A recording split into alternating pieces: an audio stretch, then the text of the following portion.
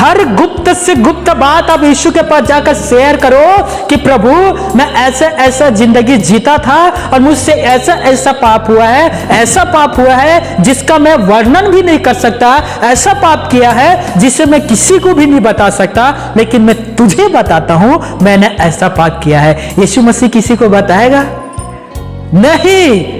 इसलिए यूहन्ना के 15 में कहा यीशु ने, अब से मैं तुम्हें दास नहीं परंतु मैं तुम्हें मित्र कहूंगा। हमारा बेस्ट फ्रेंड कौन है? सबसे घनिष्ठ दोस्त कौन है? अब यकीन नहीं करोगे, मैं आज भी अपना दोस्त यीशु मसीह को सारे बात बताता हूं। यदि कोई आपके पास, आपके दोस्त, आपके फ्रेंड आकर कहता है क्यों ना हम खेत चले किसी की फसल को बर्बाद करने के लिए, किसी की फसल को काटने के लिए, कोई आपके दोस्त मेरे जवानों आपके पास आकर कहता है आना आज मैं अपने गर्लफ्रेंड से मुलाकात करने के लिए जा रहा हूं, अपने बॉयफ्रेंड से मुलाकात करने के लिए जा रहा हूं, चलना मेरे साथ तू संगति में, चलना मेरे साथ सपोर्ट करना। यदि कोई आता है तो मुझे तू बताना कि कोई आ रहा है, हम लोग भाग जाएंगे, चल मेरे साथ। कभी ना जाना दोस्तों, उससे दूरी बनाकर रखो, प्रभु के पास जुड़े रहो तो आप प्रभु के जैसे हो जाओगे। हालेलुया। किसके जैसा बनना चाहते हो? अपने दोस्तों के जैसे कि प्रभु के जैसे? किसके जैसे? तो अपने दोस्तों से दूरी बनाना होगा तो ही आप प्रभु के जैसे बनोगे, क्योंकि बुरा संगति अच्छे चरित्र को खा जाता है। तो इससे दूरी बनाकर रखे।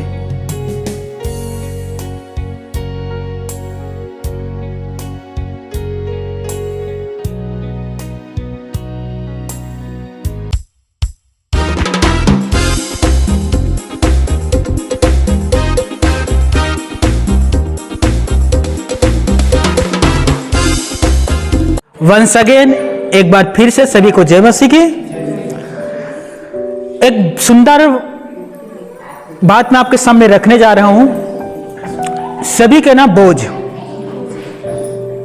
एक बार फिर से बोझ, बोझ से दबे रहना कैसा लगेगा दोस्तों?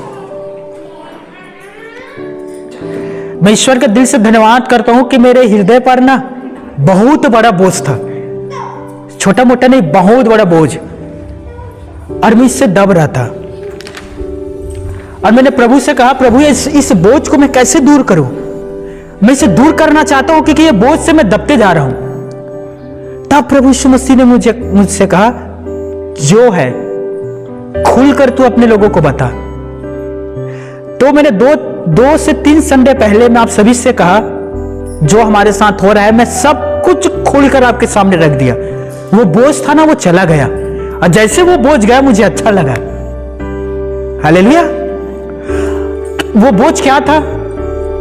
मैं सोचता था दोस्तों कि मैं अपने भाई बहन से ये बात शेयर करता हूं कि अभी हमारे गांव में किस तरह का माहौल है, कैसा वातावरण है, और कैसे लगातार हमें अर्थात हमें और हमारे विश्वासी को सताया जा रहा है, गांव वाले लोगों को।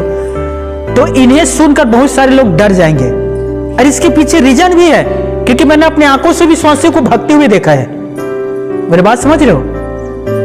तो एक बोझ था कि मैं बातों को कैसे आप लोगों के सामने रखूं और किस तरह से आप इस विषय के लिए दुआ करें। लेकिन प्रभु ने मुझसे कहा देख अगेश्वर, वचन क्या कहता है? लूका 8:17, कुछ छिपा नहीं है जो खोला ना जाएगा, ना कोई कुछ गुप्त है जो जाना ना जाएगा। तू रख दे बातों को। और मैंने जैसे ही इस बात को रखा मुझे ना बहुत अच्छा लगा, एक बोझ चला गया और अंदर एक जीवन पर शांति आया। बहुत सारे लोग हैं मेरे ही तरह के काम करते हैं, बोझ को अपने अंदर रखते हैं। यदि हम इसे बताएंगे तो लोग हमें छोटा समझेगा, यदि हम इस बात को शेयर करेंगे तो इन्हें पता चल जाएगा कि हम कितना बुरा व्यक्ति हैं, और उस बोझ को वो अपने जीवन पर रखे रहता है, दूर करने की कोशिश नहीं करता, और ये गलत है दोस्तों। एक दोस्त, फ्रेंड और एक पास्टर, इसमें क्या अंतर है? एक दोस्त और एक पास्टर में क्या अंतर है दोस्तों? मैं बताता हूं, ध्यान से सुनना। एक दिन प्रभु यीशु मसीह ने अपने दोस्तों से अर्थात अपने चेलों से कहा मैं जगत को उद्धार करता हूं और मैं इस जीवन को उद्धार देने के लिए आया हूं, और वही व्यक्ति उद्धार प्राप्त करेगा जो मेरा लहू पिएगा, मांस खाएगा। अब आपको कहानी समझ में आ गया? जैसे चेलों ने ये सुना, कैसे ये हमसे कह सकते हैं कि तुम मेरे लहू ब्लेड पियोगे और मांस को खाओगे? बहुत सारे चेले चले गए। कितने चेले थे आपको पता है? 12 तो सभी को पता है, 12 पर रियल पहले कितना था आपको पता है? 70। कितना? लुक्का 10 में लिखा है कितना चेला था? 70। और परमेश्वर पिता ने इन 70 चेलों को सामर्थ्य दिया था दुष्ट आत्माओं को निकालने के लिए, बीमारियों को चंगा करने के लिए, कोढ़ियों को शुद्ध करने के लिए। हर प्रकार के सामर्थ्य प्रभु ने किन्हें दिया था? 70 चेलों को। अरे 70 चेला सेवा करके यीशु के पास आकर कहता है कि हमने देखा शैतान जो था वो हमारे वश में था, और हमने शैतान को गिरते हुए देखा स्वर्ग से। लेकिन जैसे ही यीशु मसीह ने यह कहा तुम मेरा मांस खाओगे और लहू पियोगे तो ही तुम्हें अनंत जीवन मिलेगा, 70 में से 12 को छोड़कर बाकी सब चेले संसार में लौट गए। सिर्फ 12 यीशु के पास रुका, बाकी चले गए। कितना संसार में चले गए? कितना? 58, राइट? 58। मैक्स मेरा बहुत स्ट्रांग था दोस्तों। 12 यीशु के पास बच गए। यीशु मसीह ने उन 12 से कहा, यूहन्ना रचित सुसमाचार 6 अध्याय के 66 पद में, क्या तुम भी संसार में और संसार की ओर जाना चाहते हो? 12 चेलों ने कहा, हे प्रभु हम किसके पास जाएं? अनंत जीवन की बातें तो तेरे ही पास है। हालेलुया। हम आपको छोड़कर नहीं जाएंगे। तो आप लोगों को कुछ को कंफ्यूजन होगा, इसलिए मैं क्लियर कर देता हूं, फिर आज के वचन में आऊंगा। लहू और मांस के विषय में जो बात कर रहा था यीशु मसीह, वो प्रभु भोज के विषय में है। अपना लहू वो पिलाया नहीं था, अपना मांस लोगों को नहीं खिलाया था। वो प्रभु भोज के विषय में कह रहा था कि तुम लोग मेरा प्रभु भोज लोगे तो ही तुम्हें अनंत जीवन में जाना होगा, अर्थात तुम अनंत जीवन में प्रवेश नहीं कर पाओगे। तो 58 चेले लौट गए, 12 रुक गया। उस दिन जब मैंने बताया दोस्तों कि हमारे साथ क्या हो रहा है, हमारे गांव वाले लोग हमारे साथ क्या कर रहे हैं, मैं सारे बातें आप लोगों के सामने रख दिया। एक बोझ मेरी जिंदगी से चला गया। कभी भी बोझ में दब के न रहना, कभी भी बोझ के तले न दबना। यीशु ने साफ साफ कहा है मत्ती 11 के 28 में, हे परिश्रम करने वालों, बोझ से दबे हुए लोगों, मेरे पास आओ, मैं तुम्हें विश्राम दूंगा। और प्रभु विश्राम आपको कब देगा? जब आप अपने बोझ को प्रभु को दोगे। आप अपने बोझ को यीशु मसीह के ऊपर ला दोगे तो ही आप विश्राम पाओगे। और वो बोझ आप कैसे यीशु मसीह को दोगे दोस्तों? मैं एक उदाहरण देता हूं बाइबल से ही। लुक्का रचित सुसमाचार 7वें अध्याय में कहानी है। एक पपनेन स्त्री यीशु मसीह के पास आई और उसके पैरों में गिर गई, अपने आंख के आंसुओं से उसके पैर को भिगोया, बाल से धोने लगा, उसके पैर को चूमा, उसके पैर में इत्र मल दिया और कहा कि यीशु, मैं इसे योग्य नहीं थी कि तेरे चरणों में आकर मैं बैठूं, लेकिन तूने मुझे अपने चरणों में आने की अनुमति दी। वो पपनेन स्त्री थी, उसने सारे बातों को यीशु के चरणों में रख दिया, सारे बोझ को यीशु को दे दिया। यीशु ने कहा, मैं आया ही हूं पापियों व्यक्ति के लिए, मैं आया ही हूं अधर्मी व्यक्तियों के लिए। तू पपनी है ना, मैं तेरे सारे पाप को जा क्षमा करता हूं, फिर से गुनाह ना करना, तेरा अपराध पाप मिटाया गया। हालेलुया। क्या आप सभी ईमानदारी से बताना, अपने अपने बोझ को यीशु के पास लाकर रखे हैं दोस्तों? मैं वापस आता हूं, एक फ्रेंड, दोस्त और पास्टर में क्या अंतर होता है? हर एक के दोस्त होगा, सभी के दोस्त है कि नहीं है दोस्तों? बच्चों का दोस्त है, जवानों का दोस्त है, बुजुर्गों का दोस्त है, हमारी बहनों का दोस्त है, इसे सहेली कहा जाते हैं। और बैठकर हम लोग बात करते हैं कि नहीं? दोस्तों से हम उन विषय में बात करते हैं जो आप अपने मां बाप से बात नहीं कर सकते, राइट? अपने पत्नी से बात नहीं कर सकते, गोपनीय बात मेरे भाइयों समझ में आ रहा है, जो अपने पत्नी से भी शेयर नहीं कर सकते। जैसे कि पिछले संडे को भाई सुरेंद्र ने गवाही दिया कि मैं जुआ भी खेलता था पहले। क्या? जुआ। ये बात भाई ने अपने पत्नी को भी नहीं बताया था कि पहले जुआ खेलता था। बहन भी चौंक गई, 10 साल हो गई शादी, अभी पता चला पति जुआ भी खेलता था। लेकिन उनके दोस्त जानता था कि सुरेंद्र जुआ खेलता है। मेरी बात समझ रहे हो? उन बातों को हम दोस्तों के साथ शेयर करते हैं जिसे हम माँ बाप, रिश्तेदार, पति पत्नी, बच्चों किसी के साथ शेयर नहीं करते, उसे हम अपने दोस्तों के साथ शेयर करते हैं। दोस्त आपके बात सुनेगा, ध्यान से सुन लीजिए। हो सकता है दुख की बात है तो उस पर अफसोस भी करेगा, खेदित भी होगा, लेकिन उससे बाहर निकलने के लिए कुछ ही दोस्त है जो आपको सही सजेशन देगा, बाकी कहेगा तेरा झंझट है तू ही संभाल। लेकिन एक पास्टर होता है जो आपके दुखों को सुनेगा, आपके बोझों पर दृष्टि डालेगा और आपको आत्मिक जीवन में सजेशन सलाह देगा कि तुम कैसे इस बोझ से बाहर निकलोगे और परमेश्वर में आनंदित होगे। एक पास्टर यह काम करता है दोस्तों। हमारे पास मतलब जितने सेवक हैं, मेरे पास भी बहुत सारे प्रार्थना रिक्वेस्ट आता है, बहुत सारे बहन, बहुत सारे भाइयां मुझसे कहता है कि भैया हमारे साथ मैंने कुछ गलत किया, मैंने कुछ गलत हो गया, मैं बहुत बुरा काम किया हूं भैया। हम उससे प्रभु के वचन के अनुसार बताते हैं दोस्तों। अरे आप यकीन नहीं करोगे, वो भाई, वो बहन आज जो व्यभिचार में पड़ी हुई थी, आज वो व्यभिचार नहीं कर रही है। वो भाई जो व्यभिचार में गिरा हुआ था, आज वो व्यभिचार में नहीं गिरा है। क्यों? क्योंकि हमने उसे वचन से आत्मिक भोजन दिया और उसने जैसे आत्मिक भोजन को खाया वो अंदर से स्ट्रांग, बलवंत हो गया। इसीलिए आज वो गलत काम नहीं कर रहा है। एक दोस्त से सलाह देगा, एक दोस्त को आप बताओगे कि मेरे किसी के साथ छत्तीसगढ़ी में चक्कर चल रहा है, तो वह कहेगा मुझे भी लेकर चल। बात समझ रही हो? मैं भी उस दलदल में जाना चाहता हूं। और यही बात यदि आप एक पास्टर को बताओगे कि मेरे किसी के साथ अफेयर है, तो पास्टर क्या कहेगा? अभी भाग, तुरंत भाग, नहीं तो ये तुझे नरक में लेकर जाएगा। यीशु भागा ना, यीशु भागा पुराने नियम के, यीशु तू भी भाग, तो ही तेरा भला होगा और तू पृथ्वी पर जीवित रहेगा। हालेलुया। मेरे साथ आप सभी निकालिए पवित्र शास्त्र बाइबल से यूहन्ना रचित सुसमाचार 15वें अध्याय 12 पद से लेकर 17 पद तक हम पढ़ेंगे।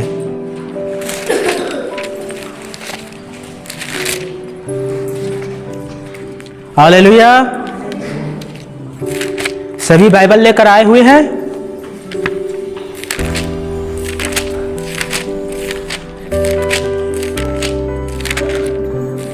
यूहन्ना 15 अध्याय 12वें पद से लेकर 15वें, माफ करना, 17वें पद तक हम देखेंगे।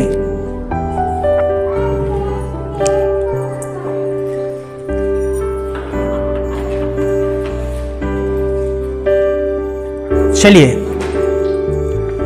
देखिए वचन क्या कहता है।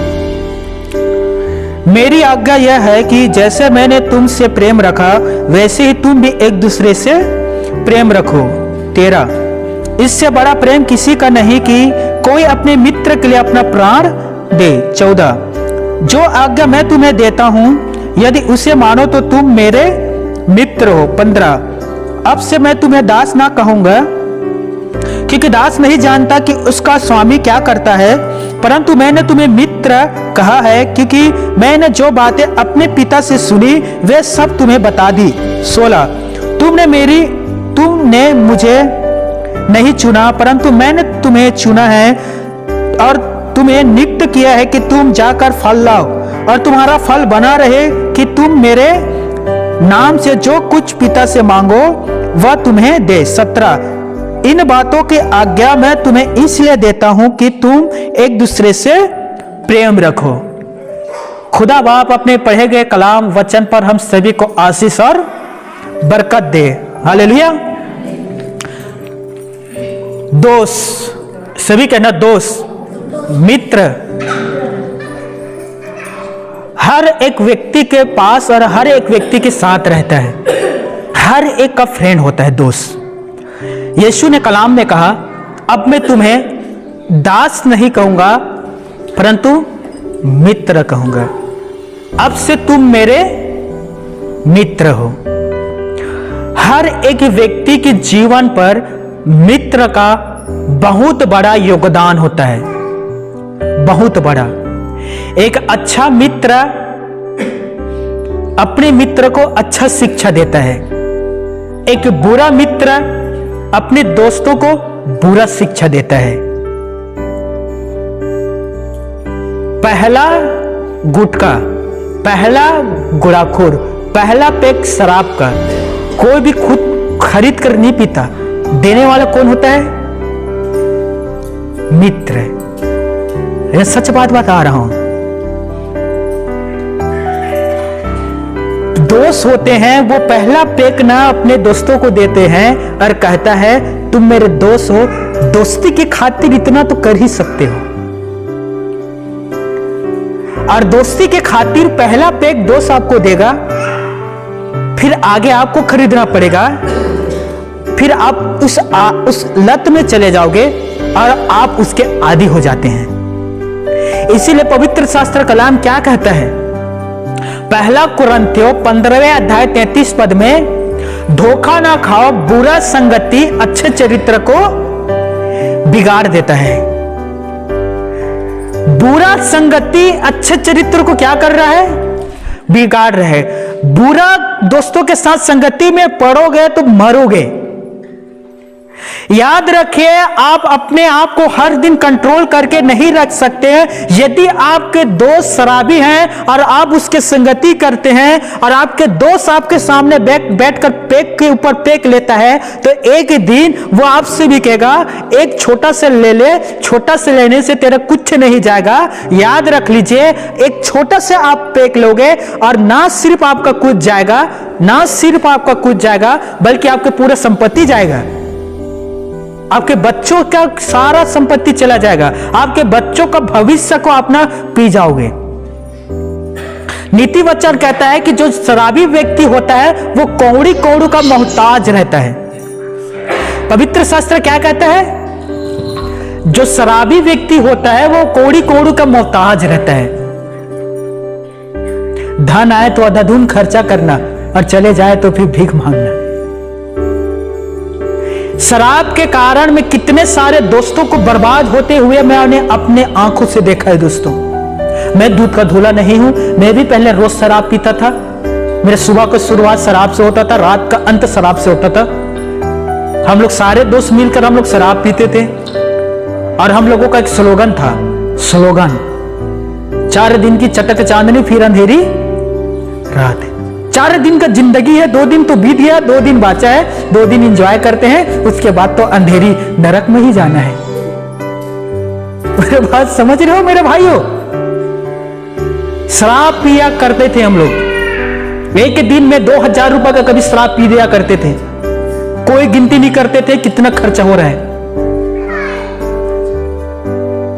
मैंने अपने दोस्तों को शराब में डूबकर मरते हुए देखा है। दोस्तों, मेरा एक दोस्त शराब पीने के कारण वो इस पृथ्वी से चला गया।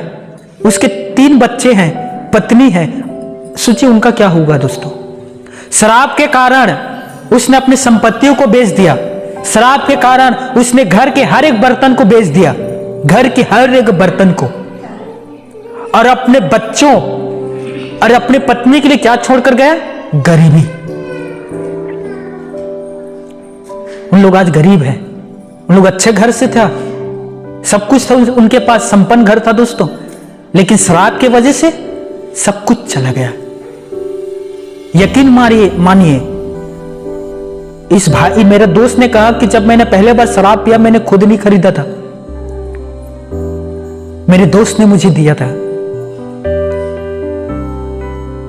आप याद इस बात को हमेशा याद रख लीजिए। हो सके तो ना स्लेट में लिख लेना, कॉपी में लिख लेना। जितने लोग आज नशा करते हैं ना, पहला पैक या पहला गुड़ाखुर मेरे बहनों दूसरे नहीं आपको देगा। और लिख लीजिए, वहां से आपकी बर्बादी आराम होता है। जब मैं बिलासपुर में रहा करता था, मैं 5 से 6 साल में मेरे बिलासपुर में गुजरा। मैं अच्छा वहाँ नॉर्मल स्कूल में पढ़ा करता था, हाई क्लास स्कूल था। मैं अच्छा से तैयार होकर जाया करता था, 7 बजे स्कूल लगता था, टिफिन उफिन लेकर बाकायदा। मैं किसी भी प्रकार के नशा और बुराई नहीं जानता था जब मैं बिलासपुर में था। जैसे ही बिलासपुर से मैं गांव आया पढ़ने के लिए, मेरा कुछ दोस्त बना और मेरे दोस्त जो लोग थे, जैसे ही स्कूल से छुट्टी हुआ करता था, एक हाथ में बैग बस्तर, तो दूसरे हाथ उनका वो लोग होते ना जो बीड़ी पीकर फेंक देते हैं, उसे वे दोस्त लोग बीन कर अपने घर से माछी चोरी करके नाला जो तालाब है, नाला नरवा, उसके पास आकर पिया करते थे। मैं भी उनके संगति में आया। धीरे कुछ दिन तो मैंने मना किया, फिर एक दिन मैंने भी पीना आरंभ किया, क्योंकि अच्छा लगता था मुंह से धुआं निकलते देखना। फिर मेरे दोस्तों ने बताया कि देख, एक और कला है, तुझे अभी नहीं पता है, अभी तू बच्चा है, देख हम सिर्फ मुंह से नहीं नाक से भी धुआं निकालते हैं। मेरी बात समझ रहे हो?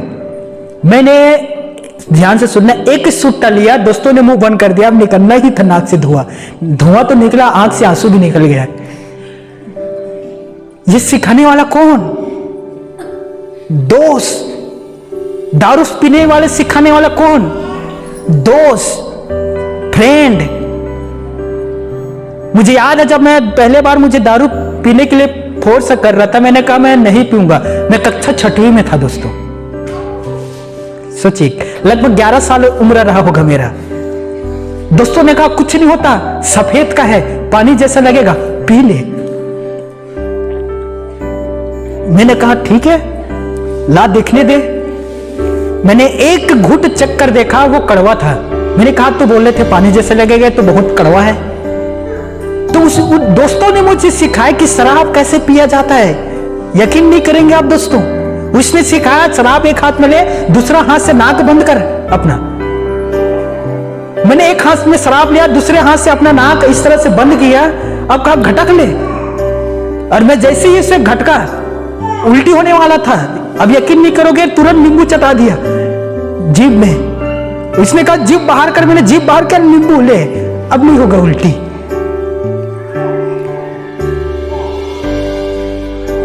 नीति वचन पर लिखा है दोस्तों,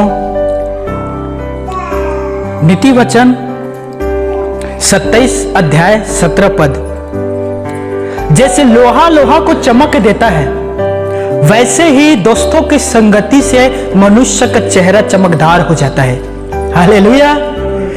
अर्थात जब बुरा संगति अच्छे चरित्र को बिगाड़ देता है, तो अच्छा संगति करो, बुरे चरित्र को क्यों नहीं बिगाड़ेगा? आमीन। अच्छे लोगों के साथ संगति करो, आपका बुरा काम ऑटोमेटिक आपकी जिंदगी से चला जाएगा। और यही बात सुलेमान ने भी कहा है। जैसे ही मैं, ध्यान से सुनना, एक कहावत है आपने सुना होगा, रस्सी जल गया लेकिन एठनी नहीं गया। पतंग होने के बाद भी घमंड करना। मैं 5 मंजिल से गिर गया, 2 जगह रीढ़ की हड्डी टूट गया मेरा, फिर भी ईगो और घमंड मेरे अंदर से बाहर नहीं गया था। मैं अपने मां और पिताजी से कहता था, दवाई लाओ या ना लाओ, लेकिन शराब और गुटखा जरूर लाना। मेरी बात समझ रहे? एक छोटा सा टोकरी रहा करता था, उसमें दवाई रहे ना रहे, लेकिन बीड़ी गुटखा एनी टाइम उसमें रहा करता था। समझिए, मैं खाड़ में पड़ा हूं और मैं गुटखा खाया करता था, और बाकायदा एक वहां ना थूकने के लिए डब्बा भी रखा था। सोचिए, कहता ना रस्सी जल गई अठनी नहीं गए अभी तक के। 5 मंजिल से गिरा, हड्डी टूट गया, फिर भी दिमाग नहीं आया था मेरा। मेरे दोस्त आकर कहता, अगेश्वर तू बीमार है यार, इतना महीना से पड़ा है, कुछ चेंज आ रहा है तेरे शरीर में? कुछ भी नहीं यार, दवाई खा रहा हूं भाई। अरे सब चीज दवाई को एक तीर कर दे, एक दूसरे तरफ खसका इस सब दवाई को। दवाई से कुछ नहीं होता, 2 पेक लेके देख, फिर तेरे शरीर में ना खून नहीं, क्या दौड़ेगा? बिजली। ना सिर्फ तू खड़ोगा वरन दौड़ेगा। मैंने कहा डॉक्टर ने मना किया मेरे भाई की शराब ना पीना, नहीं तो 3 महीना का जो दवाई खा रहे हो व्यर्थ चला जाएगा। आयुर्वेदिक चल रहा था दोस्तों ने कहा एक बार तो लेकर देख।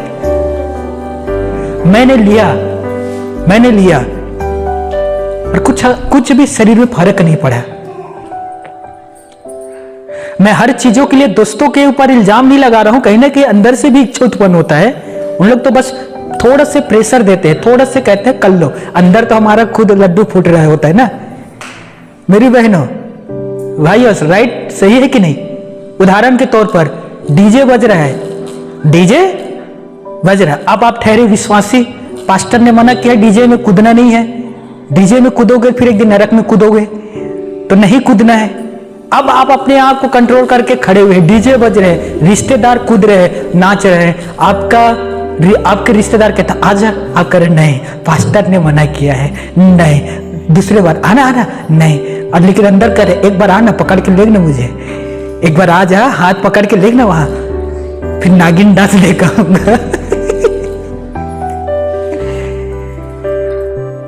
तो कहीं ना कहीं अंदर भी तो इच्छा होता है ना दोस्तों। ध्यान से सुनना मेरे भाइयों मेरे बहनों, नशा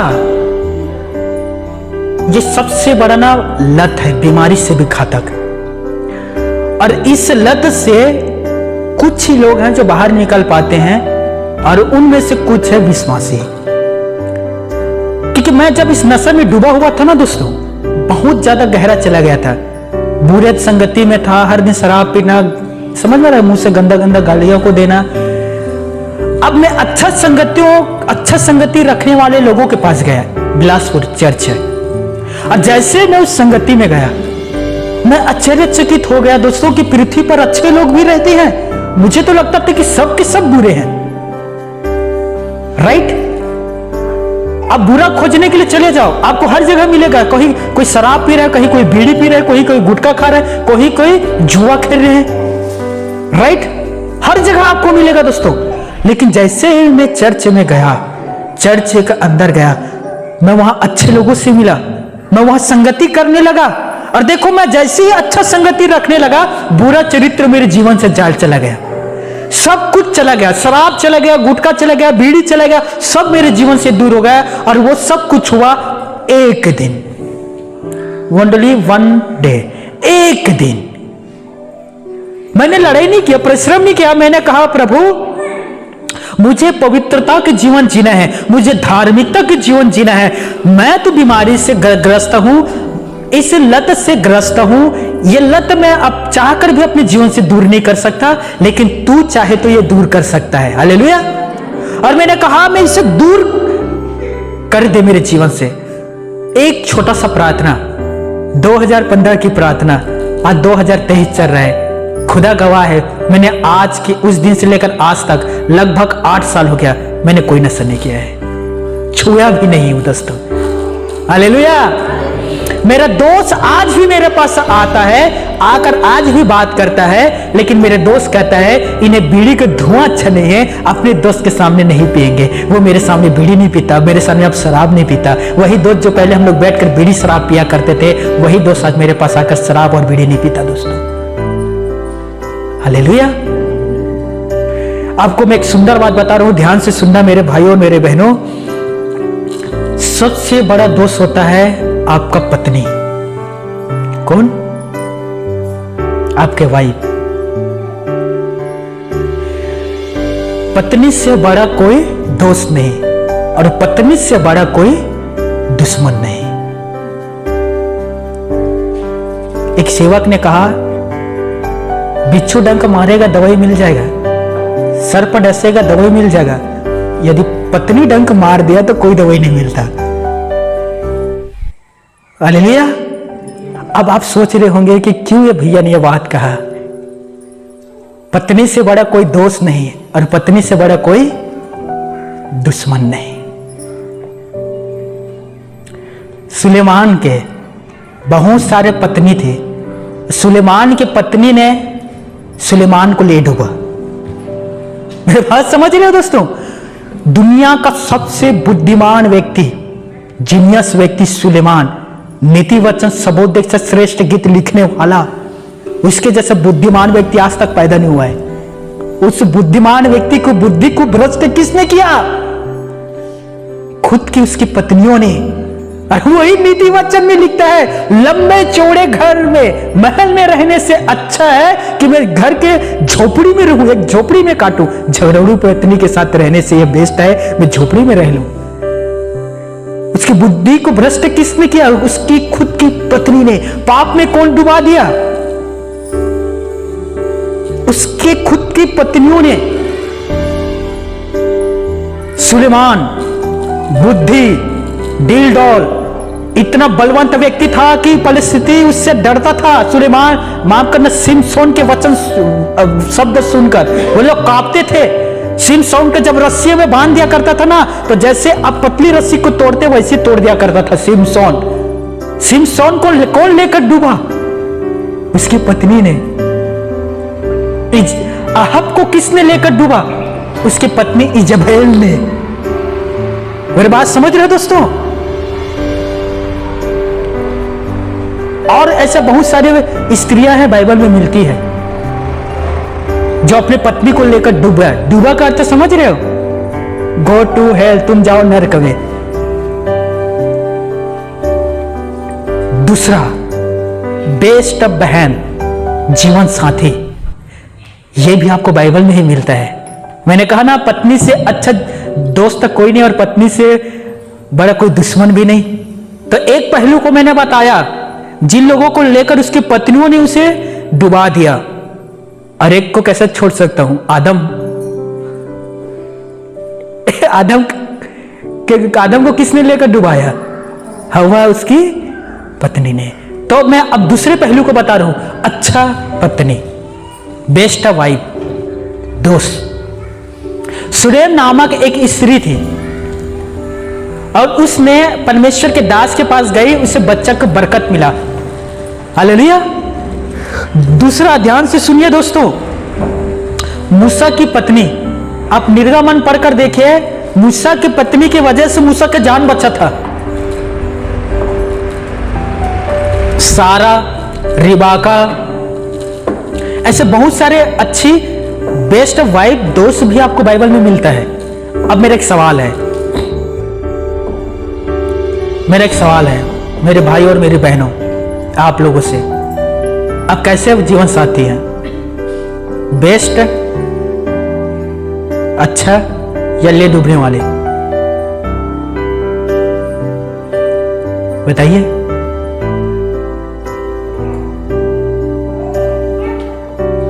क्या आप अपने पति को सच में, जब वो हताश निराश होता है, चिंताओं में डूबा रहता है, उसके मनोबल को आप बढ़ाते हैं? क्या आप सारा के जैसे उसका सपोर्ट करते हैं? सारा कितना बेस्ट आदि माता थी जो इब्राहिम के साथ रहा करती थी दोस्तों।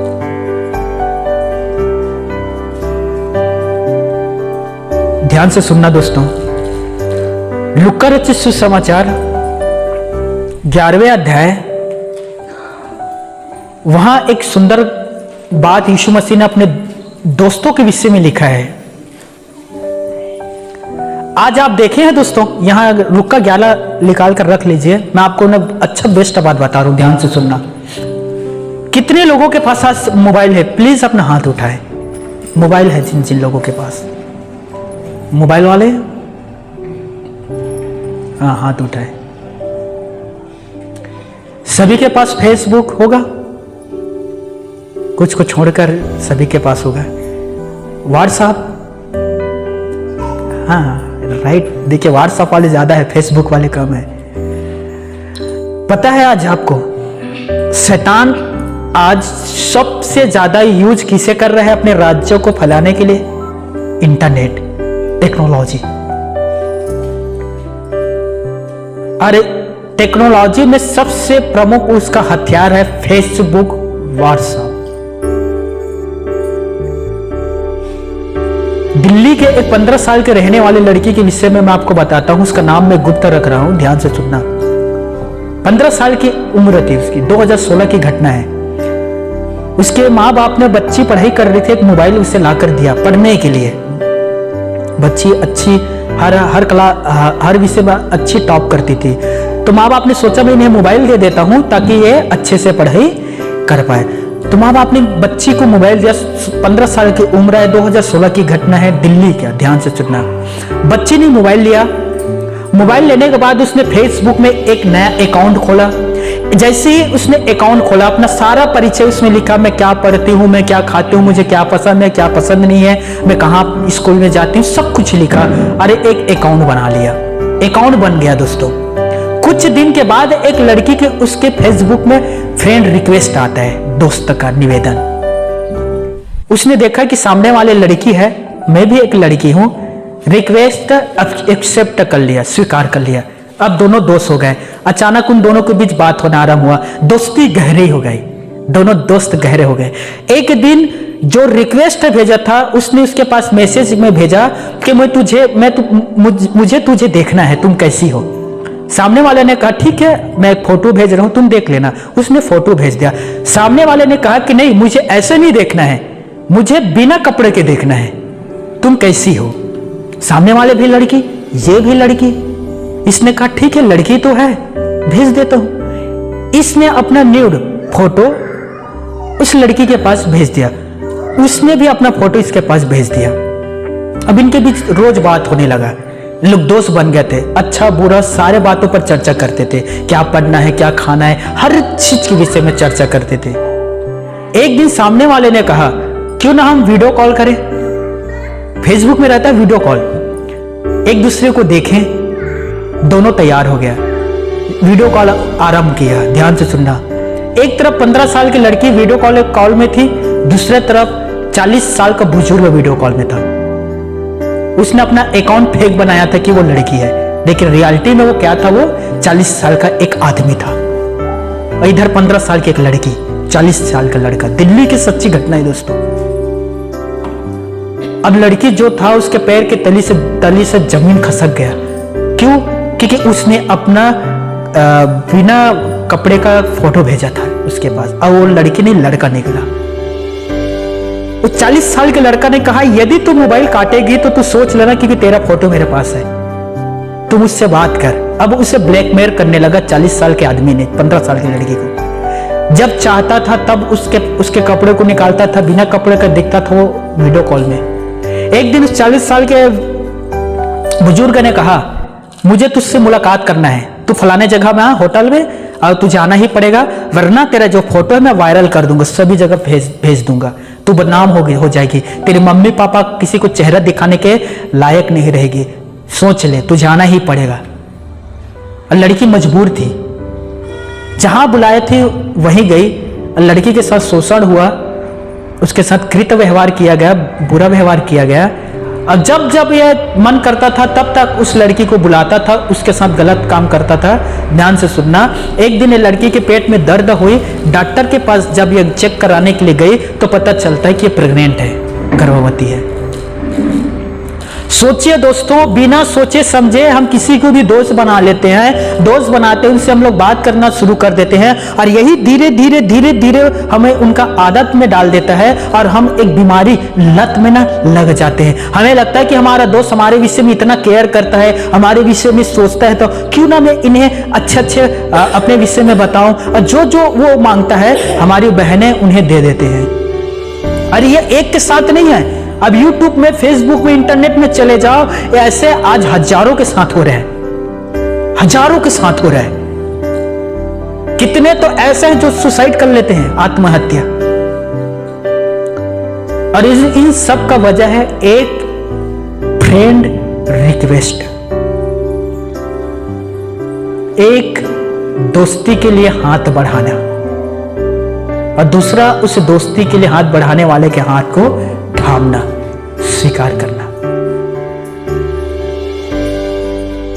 मेरे भाइयों, स्पेशली छोटे बच्चों, इनसे दूर बनाकर रहना।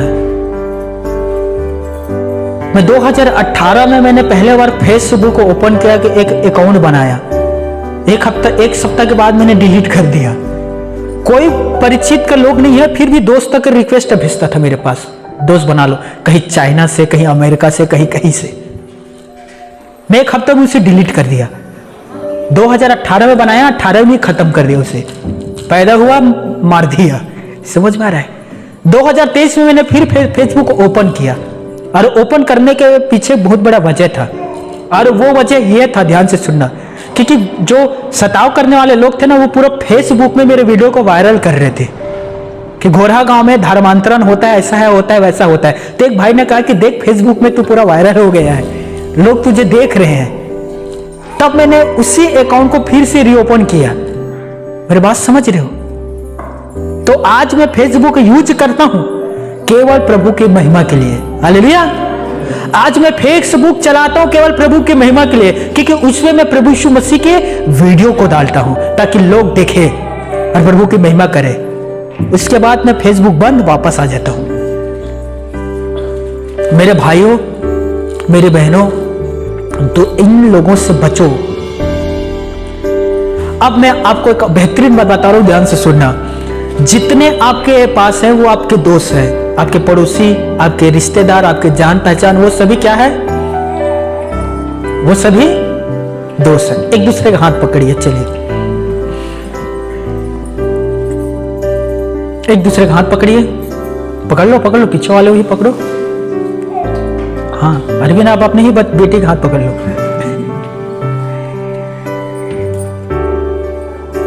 जितने तुम्हारे पहचान के हैं वो तुम्हारे दोस्त है, फ्रेंड है। बेस्ट फ्रेंड नहीं है। बेस्ट फ्रेंड केवल यीशु नजरी है। समझो? हालेलुया। मेरे बात समझ रहे हो? दिल खोलकर जिससे आप बात कर सकते हैं वो है केवल यीशु नर्सरी। अब यीशु मसीह के पास जाओ, बैठो प्रार्थना में, प्रभु मैं ऐसा पापी व्यक्ति था, मैंने इतना गलत काम किया, यीशु मसीह को बता दो। यीशु मसीह किसी तीसरे को बताएगा? हेलो, मेरे बात समझ रहे हो? हर गुप्त से गुप्त बात आप यीशु के पास जाकर शेयर करो कि प्रभु मैं ऐसा जिंदगी जीता था और मुझसे ऐसा पाप हुआ है, ऐसा पाप हुआ है जिसका मैं वर्णन भी नहीं कर सकता, ऐसा पाप किया है जिसे मैं किसी को भी नहीं बता सकता, लेकिन मैं तुझे बताता हूं मैंने ऐसा पाप किया है। यीशु मसीह किसी को बताएगा? नहीं। इसलिए यूहन्ना के 15 में कहा यीशु ने, अब से मैं तुम्हें दास नहीं परंतु मैं तुम्हें मित्र कहूंगा। हमारा बेस्ट फ्रेंड कौन है? सबसे घनिष्ठ दोस्त कौन है? अब यकीन नहीं करोगे, मैं आज भी अपना दोस्त यीशु मसीह को सारे बात बताता हूं। पृथ्वी का पहला दोस्त कौन है दोस्तों? पहला दोस्त कौन बना? पृथ्वी का पहला दोस्त, पहला दोस्त मुझे लगता है जब मैं ये वचन तैयार कर रहा था, रात को मैं सोच रहा था कि प्रभु पहले बार दोस्त किसने बनाया होगा पृथ्वी में? मनुष्य की उत्पत्ति के समय पहला दोस्त किसने बनाया होगा? क्या लगता है आपको दोस्तों? पहला दोस्त कौन है? आदम और हवा। क्यों? क्योंकि परमेश्वर हर दिन अपने दोस्त आदम के पास जाकर बात किया करता था। ठीक है, अच्छे से हो ना? फल खा रहे हो ना? अदन की वाटिका का देख रेख अच्छे से कर रहे ना? तुम्हारी पत्नी ठीक है? हाँ, हम सभी ठीक है दोस्त, हम अच्छे से हैं। पहला दोस्त कौन है? आदम और परमेश्वर, पृथ्वी का पहला दोस्त। यीशु मसीह अब कह रहा है तुम मेरे दोस्त हो। हालेलुया। एक दिन यीशु मसीह अपने दोस्त से कह रहा था, 12 दोस्त से, सुनो ना, ध्यान से सुनना। यीशु मसीह अपने 12 दोस्त से कहता है, सुनो ना, मैं यरूशलेम जाऊंगा, यहूदी लोग मुझे पकड़ लेंगे, अन्य जातियों के हाथों में सौंप देगा और अन्य जाति मुझे क्रूस में चढ़ा देगा। सारे चेले उदास हो गए, सारे दोस्त उदास हो गए। लेकिन यीशु ने कहा तीसरे दिन मैं जी उठूंगा, फिर मैं तुम्हारे पास गलील में मुलाकात करूंगा। तब एक दोस्त ने कहा, पतरस ने, दोस्त खुदा ना करे कि तेरे साथ कभी ऐसा हो। देखिए यीशु ने तुरंत पलट कर क्या कहा, हे मेरे दोस्त, ये तेरा शब्द नहीं है, तू परमेश्वर के काम को रोक रहा है। हे मेरे दोस्त, तू मेरे सामने से दूर चला जा। हालेलुया। कभी आपके दोस्त आपके पास आकर इस तरह से बात कहे, चल ना, छत्तीसगढ़ी में कह रहा हूं, चल ना किसी के खेत में चलते डाका डालने के लिए। हेलो बहनों, त्योहार का समय है, भाजी टोरेल चलते हैं। गठरी गठरी लाबो, गठरी गठरी हमन खाबो घलो को खोइला भी करबो, बहुत सारा लाबो। और सुनना एक फायदा और है, भाजी तो लाबो संगो कर बीच में राहेर ला भी छुपा के लाबो, राहेर राहेर। तब आप क्या कहोगे? देखिए यह बात पतरस ने कहा, परमेश्वर ना करे कि तेरे साथ ऐसा हो। पतरस जो था पर उसके अंदर शैतान काम कर रहा था, परमेश्वर के कार्य को रोक रहा था। यीशु ने कहा, शैतान मेरे दोस्त तू मेरे सामने से दूर चला जा, दूर हो जा। आपको क्या कहना होगा दोस्तों? कोई भी आपके पास आकर कहता है तो, एक दिन एक विश्वासी कह रहा था मेरे पास आकर, भाई मेरा दोस्त आया, उसके पास बाइक नहीं है। क्या नहीं है? गाड़ी। तो उसने मेरे पास आकर कहा, चन्ना मैं शराब खरीदने के लिए जाने वाला हूं और मैं बहुत सारा शराब खरीद कर आऊंगा और मैं उसे बेचूंगा। मैं ध्यान से सुनना, मैं उसे बेचूंगा गलत तरीका से। ये विश्वासी अपना बाइक लिया और उसके साथ चला गया, शराब खरीद कर वापस आया और मेरे पास आकर अब गवाही दे रहा है। सुनना, मैं देख प्रभु के अनुग्रह, देख ग्रेस कितना महान है हमारा परमेश्वर। मैं शराब खरीदने के लिए गया, वो मुझे आधा पौवा भी दे रहा था पीने के लिए। मैं कितने ईमानदार हूं, मैंने आधा पौवा ठुकरा दिया और कहा मैं यीशु के विश्वासी हूं, मैं शराब नहीं पीता। मैंने कहा बेड़ा गर्क तो पहले ही करके आ गया है, अब पछता रहे हो। अर्थात तुझे गलत चीज में जाना ही नहीं था, गलत संगति में। शराब खरीद कर तू पहले से ही आ गया है। मेरी बात समझ रहे हो? यदि कोई आपके पास, आपके दोस्त, आपके फ्रेंड आकर कहता है क्यों ना आ हम खेत चले किसी की फसल को बर्बाद करने के लिए, किसी की फसल को काटने के लिए, कोई आपके दोस्त मेरे जवानों आपके पास आकर कहता है आना आज मैं अपने गर्लफ्रेंड से मुलाकात करने के लिए जा रहा हूं, अपने बॉयफ्रेंड से मुलाकात करने के लिए जा रहा हूं, चलना मेरे साथ तू संगति में, चलना मेरे साथ सपोर्ट करना। यदि कोई आता है तो मुझे तू बताना कि कोई आ रहा है, हम लोग भाग जाएंगे, चल मेरे साथ। कभी ना जाना दोस्तों, कभी ना जाना है। मेरे बात को याद रख लीजिए ऐसे संगतियों में। यदि बाय चांस वे लोग पकड़ा गए तो याद रखना, उन्हें तो पीटेंगे लेकिन सबसे ज्यादा तुम्हें पीटेंगे, क्योंकि तुम लोग उसके साथ क्यों गए, उसका सपोर्ट क्यों कर रहे थे।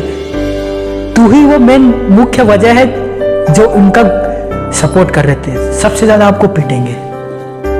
मेरी बात समझ रहे हो? कभी भी उनके पीछे ना जाना, चाहे वो आपका बेस्ट, अच्छा, घनिष्ठ ही दोस्त क्यों ना हो। कभी भी बुरा की संगति ना करना। नीति वचन, एक वचन निकालिए। नीति वचन 22 अध्याय, मेरे ख्याल से 24 पद।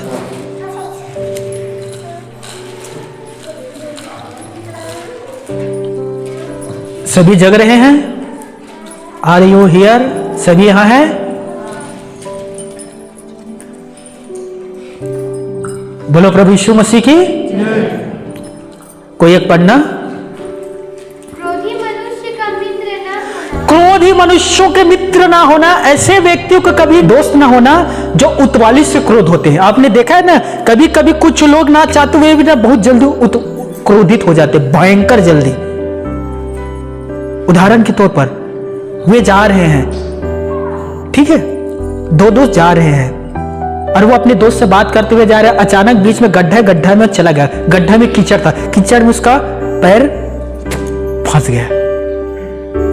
अब वो उसने क्या किया, ये कीचड़ कहां से आ गया, ये मूर्ख है ये लोग, कीचड़ को यहां से दूर नहीं कर सकते, ये छोटा सा गड्ढा कोई लोग बंद नहीं कर सकता। उसने वो कीचड़ पर और पैर मारा और वो कीचड़ जो था ना उसमें पहले था, दोस्त के भी में छिड़का पड़ गए। मेरी बात समझ रहे हो? छोटे छोटे चीज पर लोग ना क्रोधित होते हैं। आप देखिए ऐसे लोग आपको मिल जाएगा, बहुत सारे लोग ऐसे लोगों की संगति में रहते हैं, वो आपको भी क्रोधित बना देगा। मेरी बात समझ रहे हो? ठीक है, बुजुर्ग हमेशा कहता था दोस्ती का असर जिंदगी में पड़ता है, और बाइबल भी कहता है कि क्रोधी मनुष्य के मित्र ना होना। आगे, और झट और झट क्रोध करने वाले व्यक्ति के साथ ना जाना। हाँ आगे, कहीं ऐसा ना हो कि तू उसकी चाल चलन को सीख ले और तेरा प्राण फंदे में फंस जाए। अब ध्यान से सुनिए और मेरे तरफ देखिए। कितने लोगों का ऐसा दोस्त है जो आपकी गलती पर आपको डांटता है?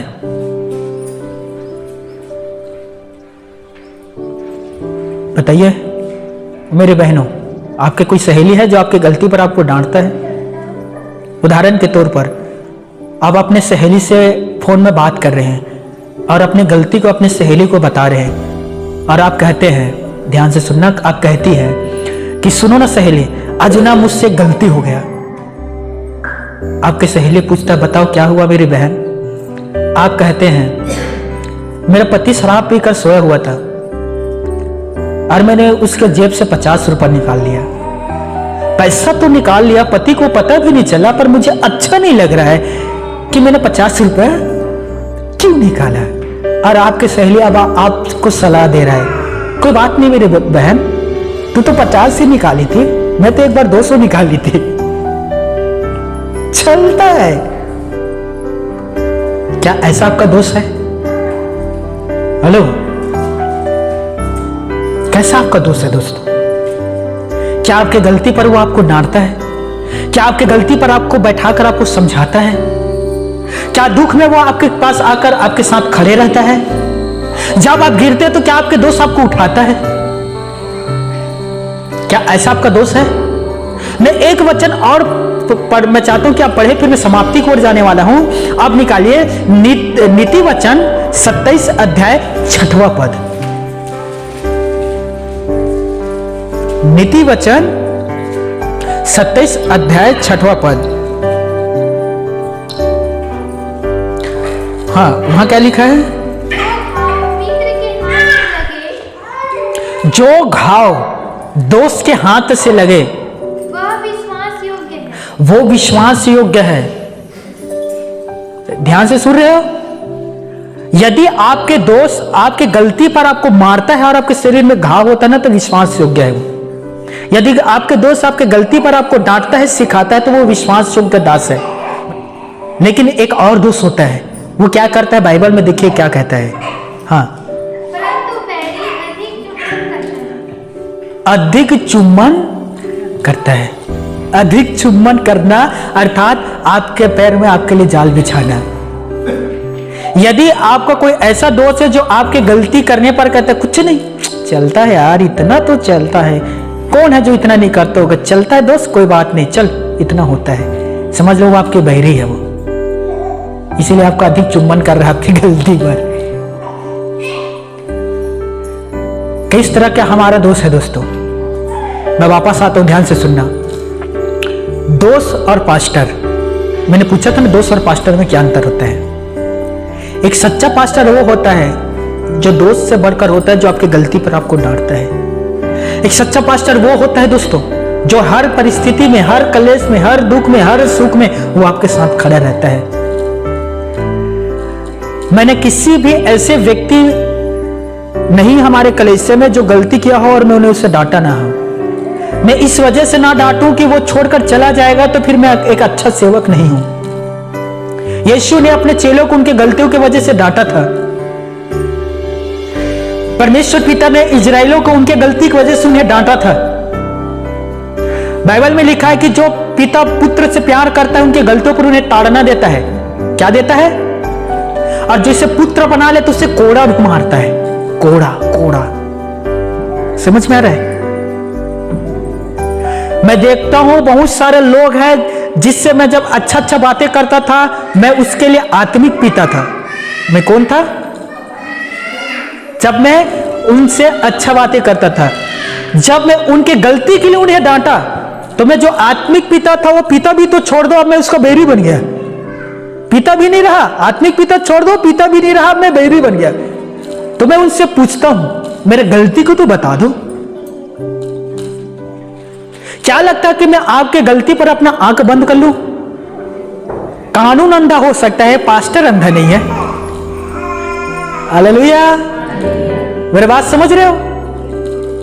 इसीलिए यहां ऐसा कोई भी नहीं होगा जिन्हें मैं उनके गलतियों पर ना डांटा हूं।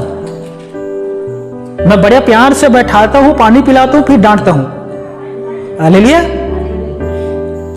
और आपको भी इस एक बात समझ लेना है, बहुत जरूरी है मेरे भाइयों और मेरे बहनों, यदि आप अपने गलती की वजह से डांट खा रहे हो और उस गलती से आप बाहर जा रहे हो, तो आपसे बड़ा मूर्ख व्यक्ति कोई भी नहीं है।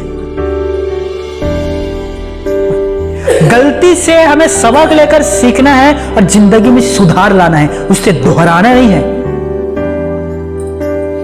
अब एक भाई है हमारी ही भवन का, सोचिए, लगभग 4 महीना से मुझे उल्लू बना रहे हैं। मैं दूसरा शब्द कह सकता था पर वो वल्गर होगा करके मैं उल्लू बोल रहा हूं, ध्यान से सुनना।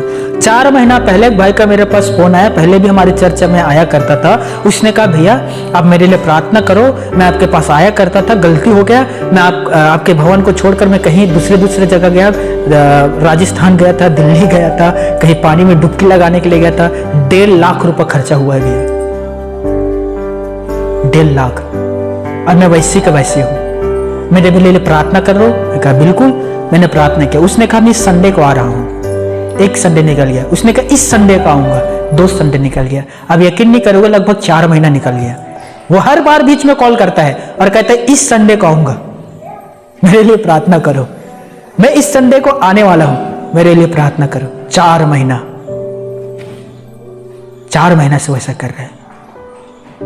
और मैं उसे कितने बार डांट चुका, एक तरफ हो जा मेरे भाई, या तो यीशु की तरफ हो जा या तो संसार की तरफ हो जा, दोनों नाव पर क्यों सवार होता है? और वो कहता है नहीं मुझे विश्वास है यीशु मसीह मुझे अच्छा करेगा, इसीलिए मैं आपके पास कॉल करता हूं, वरना मैं आपके पास कॉल क्यों करता? मैं उसे कितना बार डांट चुका, पर वो ढिढई के अंदर आत्मा उसके अंदर घुसा हुआ है, वो डांट से भी सीख नहीं ले रहा है। इसीलिए मेरे भाइयों मेरे बहनों, जब भी कोई आपको सिखाता है, खास करके खुदा के जो सेवक लोग हैं, मैं जानता हूं बहुत सारे सेवक आपके पहचान में होंगे, बहुत सारे सेवक से आप बातचीत करते होंगे, तो यदि वो आपके गलती पर आपको डांटता है और कहता है कि सावधान हो जा, तो समझ लेना वो सही सेवक है। लेकिन वो कहता है आपकी गलती पर कुछ नहीं, माफी मांग ले सब कुछ ठीक होगा, ऐसा नहीं होता है। गलती करने पर कोई आपसे कहता है ठीक हो जाएगा, ऐसा नहीं होता है, ऐसा नहीं होता है। क्योंकि जो आप बोते हैं उसे आपको काटना पड़ता है। मेरी बात समझ रहे हो? जो आप बोते हैं उसे आपको काटना पड़ता है। गलती पाप होगा तो आपको काटना पड़ेगा। इसीलिए एक सेवक आपको डांटता है कि क्यों तूने मूर्खता के काम किया। एक बहन जसपुर जिला से मेरे पास आई, जसपुर शहर है ना, जसपुर शहर से मेरे पास आया। जब उसे पता चला कि भैया के प्रार्थना से बड़े बड़े मिरेकल का काम हुआ है, बहुत सारे लोग अच्छे हो चुके हैं, वो विश्वासी बहन है, मेरे पास आई। वो मेरे पास बैठी, मैंने पूछा कहाँ से आए हो? जसपुर से आए हुए हैं भैया, आप किससे प्रार्थना करवाने के लिए? कोविड का समय था, कोरोना वायरस के समय, ध्यान से सुनना। मैं बैठाया और मैंने कहा कौन है? मैं जसपुर से आया हूँ, मैं एक विश्वासी हूँ। मैंने कहा फिर आपके ये माथे पर क्या लगा है और गला पर ये कैसा पहने हो? उसके साथ पति भी था, ध्यान से सुनना। तो उसने बहन ने मुझे बताया कि भैया हम लोग गांव में एक ही परिवार है जो यीशु मसीह पर विश्वास करते हैं, एक और परिवार है जो यीशु मसीह पर विश्वास करते थे। गांव में पंचायत हुआ और उन्हें गांव से बाहर कर दिया। तब से मेरे पति और मेरे सास ने कहा तुझे यीशु को छोड़ना होगा, और मैंने उस दिन से लेकर आज तक यीशु को नहीं मानता, छोड़ दिया है। इसीलिए मैं संसार में आ गई हूं। लेकिन मेरा बचपन, शादी से पहले जिंदगी अच्छा था यीशु मसीह में। फिर मैं क्या था दोस्तों, मैं उसे डांटा, मैं इतना डांटा, मैंने कहा कि तू एक ढोंगी स्त्री है, तू शास्त्रीय फर्सी से भी ज्यादा ढोंगी है तू। जब सब कुछ अच्छा से चल रहा था तब यीशु तेरे जीवन में था। अरे यीशु मसीह ने तेरे लिए इतना सारा चमत्कार किया, आज तू यीशु के लिए एक छोटा सा दुख नहीं उठा सकती?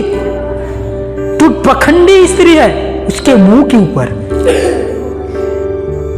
समझ में आ रहा है? और जैसे वो बहन ने मेरे इन शब्दों को सुन रही थी, उसके दोनों आंख से ना आंसू बहने लगे, वो रोने लगी। मैंने कहा मुझे देख, मैं चल फिर नहीं पाता, शरीर से विकलांग व्यक्ति हूं, और मैं पता है मेरी वजह, यीशु की वजह से मेरे जीवन में कितना सारा सताव आया है। मैं जेल गया हूं, तू गई है? गांव से, समाज से मैं छोड़ा गया हूं, क्या तेरे साथ हुआ है? उसने अपनी जिंदगी के बारे में बताया और मैंने कहा तू प्रभु के लिए छोटा सा दुख नहीं उठा सकती? और बोलती है कि मैं प्रभु की बेटी हूं। तू प्रभु की बेटी नहीं है, तू ढोंगी है। समझ में आ रहा है? मैंने कहा इंग्लिश में, तू स्टूपिड है, मूर्ख है, जितना था पता था सब कुछ दे दिया मैं। वो रोने लगी, उसके दोनों आंख से आंसू बह रही थी। सच्ची बात है, कोई गलत नहीं है दोस्तों, सच्ची बात बताता हूं मैं आपके सामने। वो रोने लगी और मैंने उसके लिए प्रार्थना किया। उसी दिन उसने कहा अब दुनिया चाहे इधर से उधर हो जाए, मैं यीशु के पीछे चलूंगी। हालेलुया। और उस दिन से लेकर आज तक वो यीशु के पीछे चल रही है। हालेलुया। सोचिए दोस्तों, नीति वचन 15 अध्याय में लिखा है कि जो पुत्र अपने पिता की डांट सुनता है वो आशीष पाता है, लेकिन जो डांट सुनकर चला जाता है वो याद रखिए वो गिरता है। इसीलिए आपके गलती पर कोई आपको डांटता है, स्वीकार करिए। यहां तक कि आपके बड़े बुजुर्ग आपको डांटता है, स्वीकार करिए। आपके माँ बाप आपको डांटता है तो स्वीकार करिए, क्योंकि वो आपको सिखा रहा है, समझा रहा है, क्योंकि जिंदगी के अनुभव से उन लोग गुजरे हैं, आप नहीं गुजरे हैं दोस्तों। यदि आपको अनुभव चाहिए ना जिंदगी का, जाके बुजुर्गों के पास बैठो जिनका बाल पक्का हो गया है, वो आपको तजुर्बा बताएगा, जिंदगी का अनुभव बताएगा। हालेलुया। आज के यंग, आज की पीढ़ी, उनके पास जाकर पूछो, वो आपको 2G 3G 4G बताएगा और बताएगा 5G आने वाला है। फ्री फायर, PUBG, गो, बाप रे बाप, कौन कौन से गेम है नया नया अपडेट हुआ है वो आपको बताएगा। कुछ नहीं जानते आज के बच्चे लोग। हमारे समय में ना दादाजी रहते थे, शिक्षक जी रहा करते थे, इन लोग हमें शिक्षा दिया करते थे। और आज के इस दिन में बच्चों को शिक्षा देने वाला मोबाइल। सारे के सारे बच्चे बिगड़े पड़े हैं मोबाइल में। हम खाना नहीं खाएंगे, मोबाइल दोगे तो ही खाएंगे।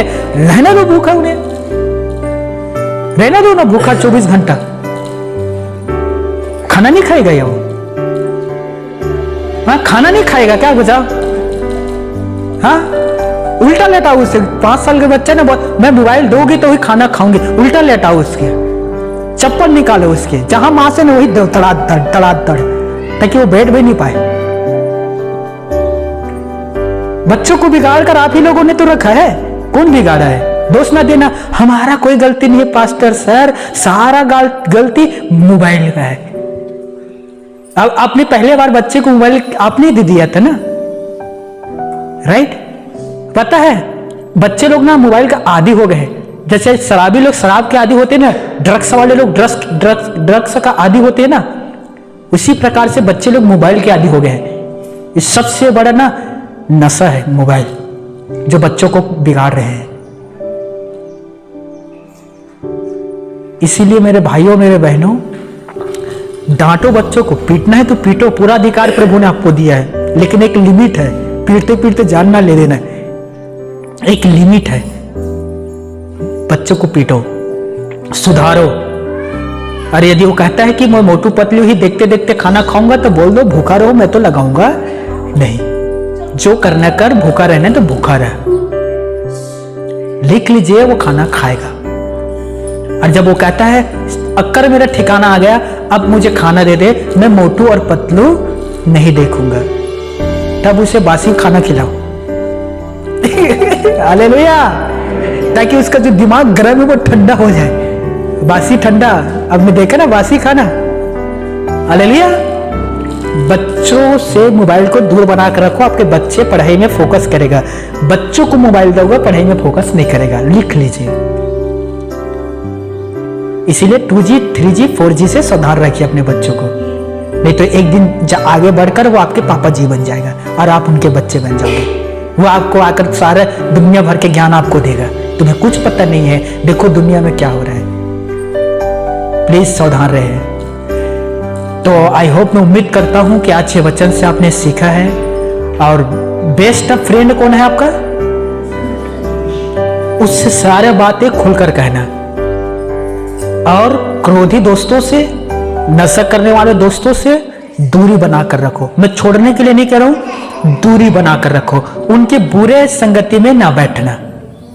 वरना एक दिन आप भी उनके जैसे ही हो जाओगे।